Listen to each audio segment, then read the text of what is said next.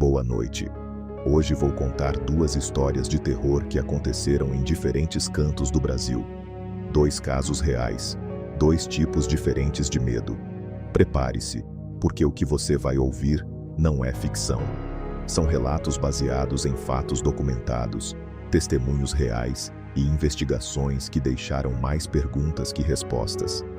A primeira história aconteceu na região metropolitana de Curitiba, na década de 90. Uma época em que a região estava crescendo rapidamente, fábricas abrindo, pessoas migrando do interior em busca de trabalho. E foi nesse cenário de progresso e esperança que um predador começou a caçar. Era abril de 1996. São José dos Pinhais vivia um momento de transformação. A cidade que nasceu industrial estava se modernizando, mas ainda mantinha bolsões de pobreza, terrenos baldios e áreas mal iluminadas, onde a noite era realmente escura. Foi numa dessas áreas, próximo ao bairro Afonso Pena, que encontraram a primeira vítima. Clarice tinha 21 anos. Trabalhava como recepcionista. Pegava o último ônibus na região central para voltar para casa. Na noite de 12 de abril, ela desceu do ônibus como sempre fazia, na altura da Rua das Quaresmeiras. Era um trajeto de 500 metros até sua casa. Ela nunca chegou. O corpo foi encontrado 3 dias depois, num terreno abandonado, a cerca de 200 metros do ponto de ônibus. O que fizeram com Clarice foi tão brutal que os primeiros policiais que chegaram à cena precisaram de acompanhamento psicológico. Não vou descrever os detalhes gráficos aqui, mas posso dizer que quem fez aquilo tinha conhecimento de anatomia. Os cortes eram precisos, quase cirúrgicos, e faltavam partes do corpo, partes que nunca foram encontradas. A polícia inicialmente tratou como caso isolado. Violência contra mulheres era infelizmente comum. Mas o investigador responsável, inspetor Roberto, percebeu algo nos cortes. Isso não foi crime passional, ele disse na época. Foi alguém que sabia exatamente o que estava fazendo, alguém com experiência. 6 semanas depois, encontraram a segunda vítima. Dessa vez era Letícia, 20 anos, estudante de biologia que voltava da faculdade à noite. Mesma região, mesmo padrão de cortes, mesma metodologia. E novamente, partes do corpo faltando. A imprensa começou a cobrir. Serial killer na Grande Curitiba era a manchete dos jornais. O inspetor Roberto montou uma força-tarefa, mas tinham pouquíssimas pistas.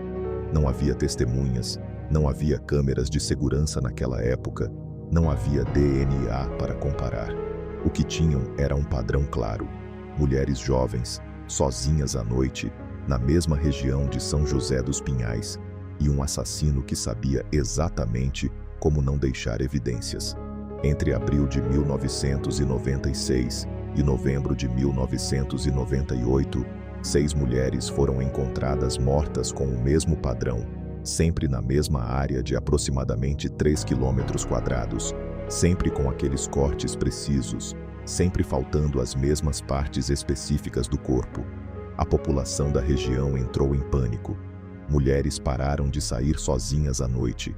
Houve até grupos de cidadãos patrulhando as ruas, mas o assassino parecia sempre um passo à frente. A investigação tomou um rumo diferente quando o legista, Dr. Carlos Mendes, fez uma descoberta perturbadora durante a autópsia da quarta vítima. Os cortes não eram apenas precisos. Ele explicou ao inspetor Roberto. Eram profissionais. Quem fez isso tem conhecimento de desossa, de como separar carne de osso com eficiência. Desossa. A palavra ecoou na mente de Roberto, como em um açougue. A equipe começou a investigar açougueiros, trabalhadores de frigoríficos, qualquer pessoa na região que tivesse esse tipo de conhecimento. São José dos Pinhais e as cidades vizinhas tinham dezenas de açougues e 2 frigoríficos grandes.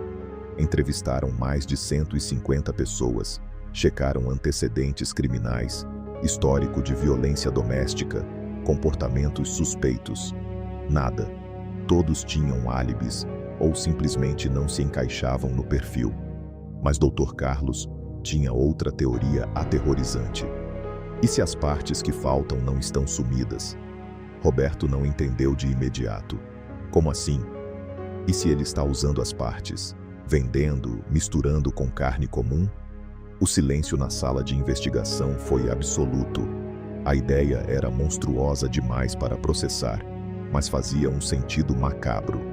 Começaram a investigar de outra forma, procurando açougues que tivessem aumento suspeito de fornecimento ou que vendessem carne muito mais barata que a concorrência, rastreando vendedores informais e feiras livres. E foi quando encontraram algo. Um açougue pequeno, no bairro Boneca do Iguaçu, chamado Casa de Carne Silva.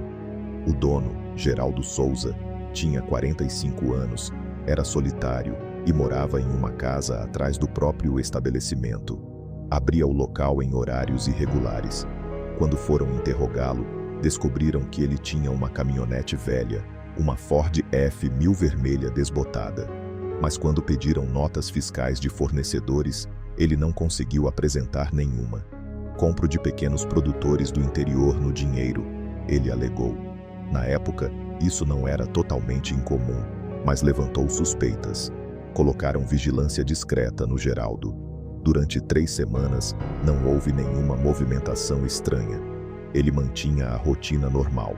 Mas na 4ª semana, numa quinta-feira chuvosa de novembro de 1998, Geraldo saiu com a caminhonete às 11 da noite.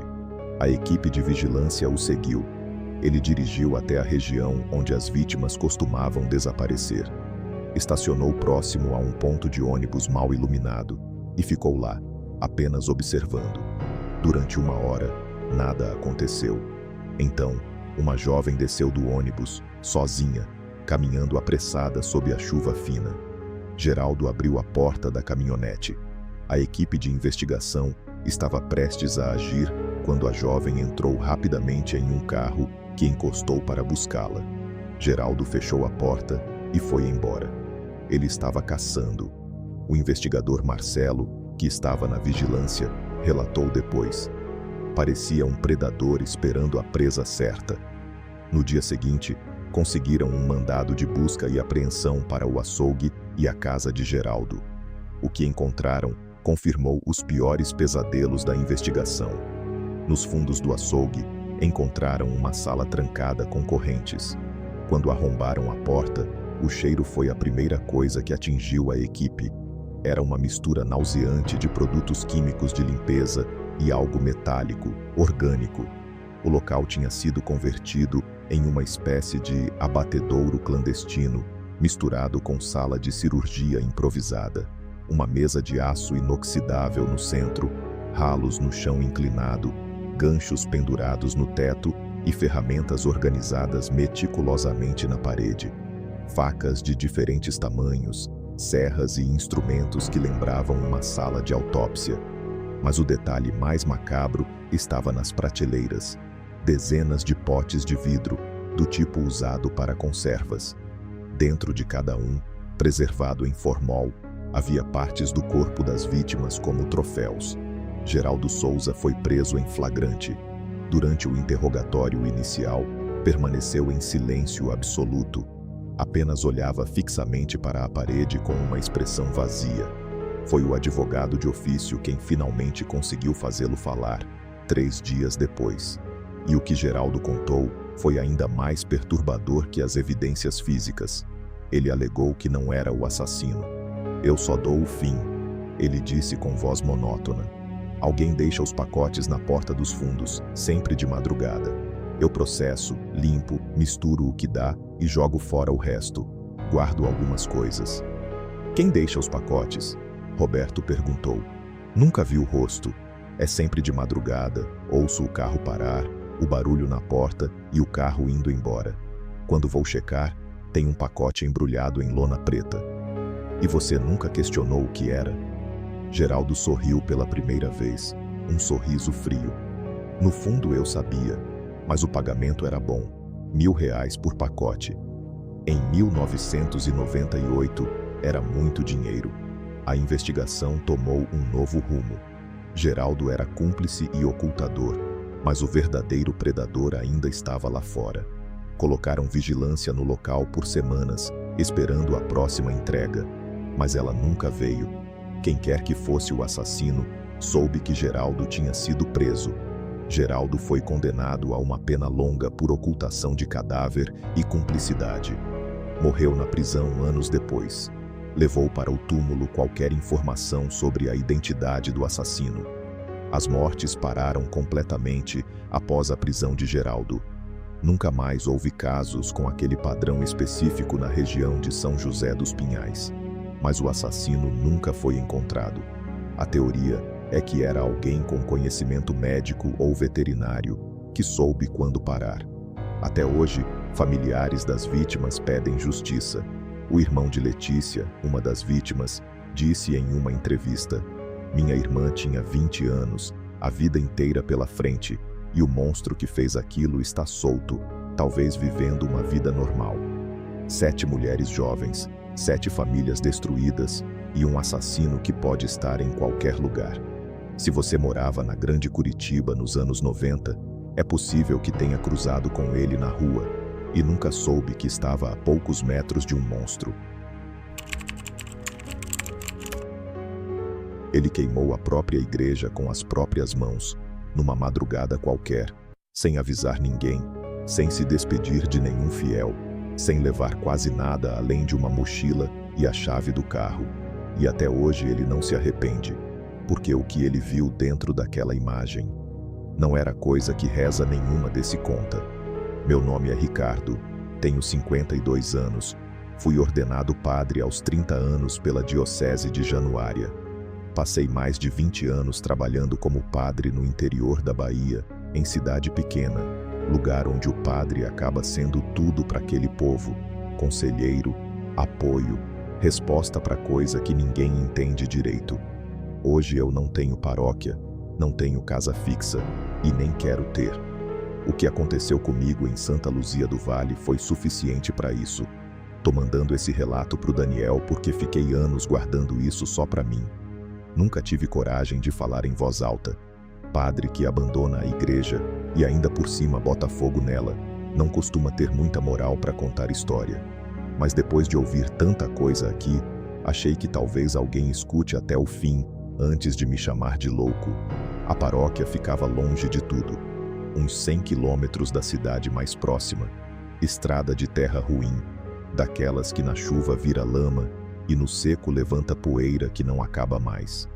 Era uma vila pequena, coisa de 500 pessoas, todo mundo se conhecia, vida simples.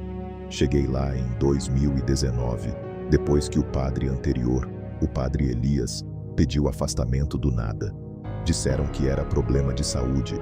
Não questionei, mas logo que cheguei, já senti que tinha algo estranho. O pessoal me recebeu bem, mas tinha um clima diferente, meio pesado, como se eles soubessem de alguma coisa e não tivessem coragem de falar. No começo foi tudo normal. Missa, visita, confissão, rotina tranquila. A igreja tinha uma imagem antiga de Nossa Senhora no altar.